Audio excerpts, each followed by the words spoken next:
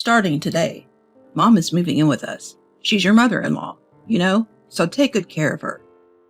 Without any discussion or notice, my husband Huey brought home his mother, Isadora, announcing that she'd be living with us. To make matters worse, he had decided to turn my room into Isadora's room and dumped my belongings in the hallway. Where am I supposed to sleep now that my room's gone? You've got the hallway, haven't you? He said with a smirk as I turned to face him, incredulous. My name is Gina, and I'm a 38-year-old housewife. 5 years ago, I lost both my parents in a sudden car accident. Having no siblings or relatives, I found myself utterly alone. Craving the connection that comes with family, I was desperate to get married. That's when I met Huey, my current husband. His unwavering commitment, self-assuredness, and above all, his kindness drew me in. We dated, got married 3 months ago, and have been living together since. I used to work as a nurse, but overworked myself to the point of falling seriously ill. The diagnosis? Burnout from excessive work. When I told Huey, he said, I've been worried you're pushing yourself too hard. Your health is what matters most. Let me handle work. Why don't you wait for me at home? His concern for my well-being touched my heart. Though hesitant to leave my nursing career, I knew I could return any time thanks to my credentials. So I quit my job and decided to be a full-time housewife.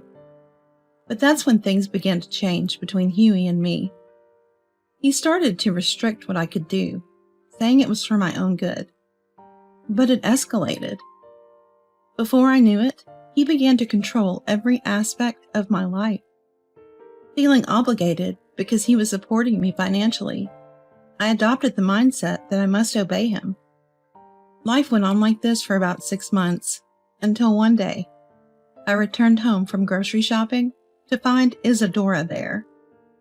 I greeted her, thinking she had come for a visit. Heading to my room to put away the groceries, I found all my belongings dumped in the hallway. Confused, I stood there until Huey came to explain. My in-laws divorced when my husband was little, and he was raised by Isadora, his mom. He hadn't seen his father in years and was very attached to Isadora. For quite some time, he'd been planning to have her move in with us, unbeknownst to me. I was stunned to hear that these plans had already been in motion. Just then, my husband dropped another bombshell. Mom has been doing everything by herself for years. She's getting up there in age, and I want to make her life easier. So, starting tomorrow, make food for 3 people, okay? Take care of all the household chores, and don't bother Mom with them. Got it?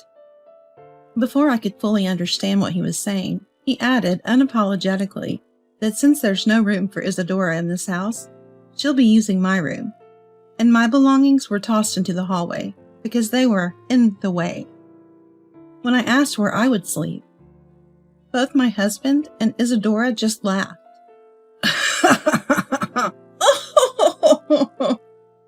Saying there was no other place but the hallway. As crazy and unfair as this sounded, my mind quickly became foggy, filled with thoughts that I should fully support this and take care of Isadora. I accepted my husband's ridiculous proposal, saying, All right, I understand. Let's get along starting today. After all, I owe everything to my husband, and it's only natural to extend gratitude to Isadora who raised him. I was enthusiastic about meeting their demands. Living with Isadora, both she and my husband began to criticize every little thing I did. You're terrible at washing dishes. Are you really that stupid? Today's meal is too salty. Are you trying to kill us? I became the target of their verbal abuse. So there I was, mentally and physically drained, ultimately spending my nights sleeping in the hallway. I didn't recognize the absurdity of my situation. Whenever I felt tired, I blamed myself for not doing enough and obediently went on with my day. Then one winter day, Isadora ordered me to clean every corner of the house and prepare a dinner worthy of a luxury hotel for someone special she was bringing home. I spent the day scouring the house and shopping for ingredients, frantically researching recipes to create an array of lavish dishes. Once the meal was ready, I was told to stay in the hallway so as not to bother the guests. I complied without question, making sure to stay out of sight. From the laughter that occasionally leaked from the living room, I gathered that Isadora's guest was her current boyfriend. As the night wore on, I heard that the guest would be staying overnight. Isabella told me to wait in the kitchen, adding, "Gina, if Louis finds out you sleep in the hallway, he'll be shocked. It's not a good look. Could you just sleep in the kitchen tonight, okay?" I was used to listening to my husband, so I went to check with him. He seemed to be in a bad mood from work and yelled, "Don't come in here for every little thing. I don't want to see your face," before hitting me. Being hit was nothing new, so I left quickly to avoid making him angrier. Since I couldn't confirm where to sleep with my husband, I decided to sleep in the hallway as usual. Early in the morning, I was awakened by a surprised male voice and looked up to see a man staring down at me. I didn't see his face yesterday, but it's probably Louis, Isadora's boyfriend. "What are you doing here? Do you sleep in this house?" Caught off guard, I told him the truth. I'm Huey's wife and usually sleep in the hallway. Seeing my nonchalant attitude towards the situation, Louis paused, then asked for my contact information. When I told him I didn't have a cell phone because my husband manages it, he suggested meeting at a nearby cafe when the sun comes up. He asked me to come secretly without telling my husband or Isadora. His serious gaze convinced me to agree. Later, Louis went home, seen off by Isadora and my husband. As the sun rose, I told my family I was going grocery shopping and headed to the cafe where Louis was already waiting. We went inside. While waiting for our drinks, Louis said, "Actually, I've invited another person today." Shortly after, a woman he knows arrives. "Nice to meet you. I'm Eileen. I've known Louis for a long time." Eileen was an excellent listener, and we had a lively chat. It had been a while since I talked to someone other than my husband and Isadora. I realized I had almost forgotten how to communicate, and I had a great time. On the way home, Eileen, sensing something was off, kindly asked me about my life. I told her the truth, and she invited me for tea again the next day. I agreed. For several days, our morning tea and casual chats continued.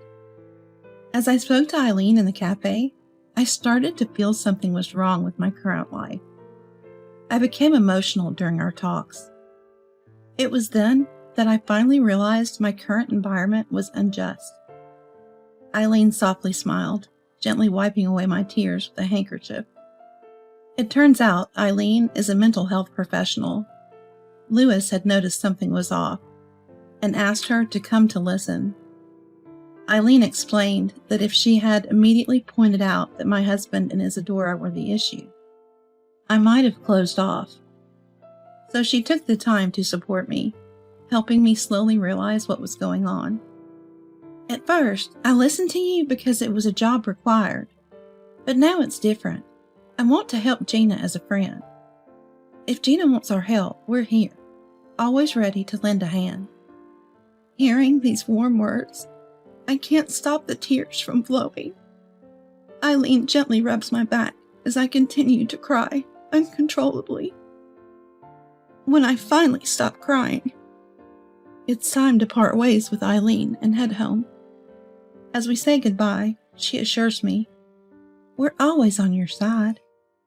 On the way home, my clouded thoughts finally clear, filling me with a newfound sense of relief. That night, when my husband starts complaining about my cooking again, for the first time, I retort, "If it's too bland for you, add your own seasoning." My husband is momentarily surprised, but quickly turns red with rage. "How dare you speak to me like that?"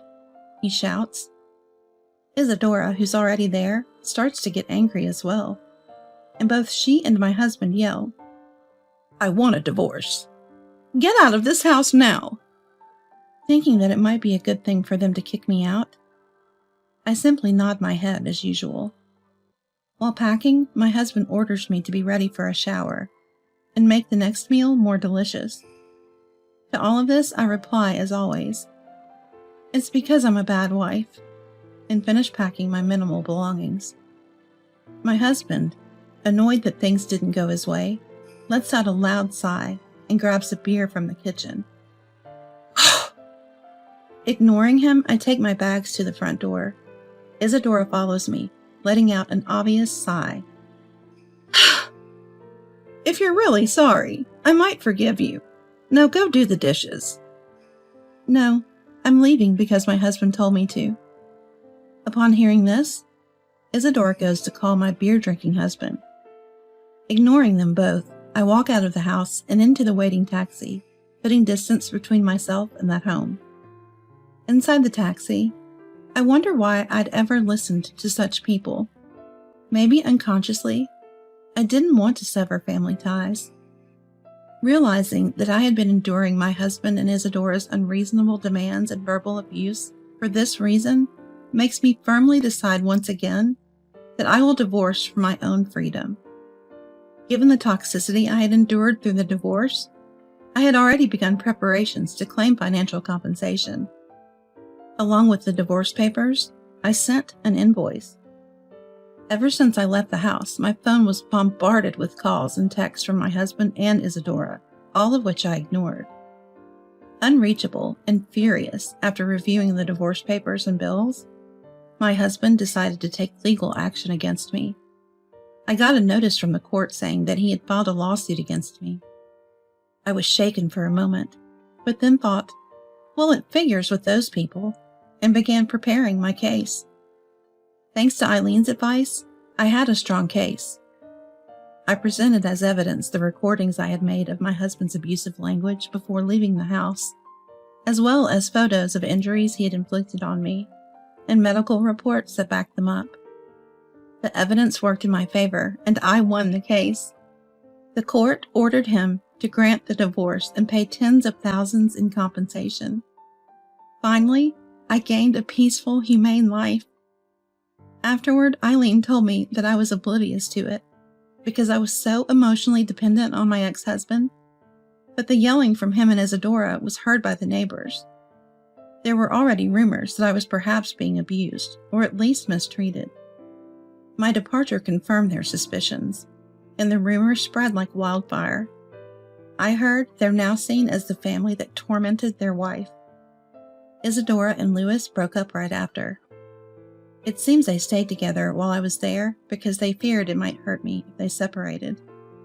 Isadora was apparently devastated, clinging to Louis's feet and crying, but he firmly told her, I can't be with someone who doesn't value their son's wife and family.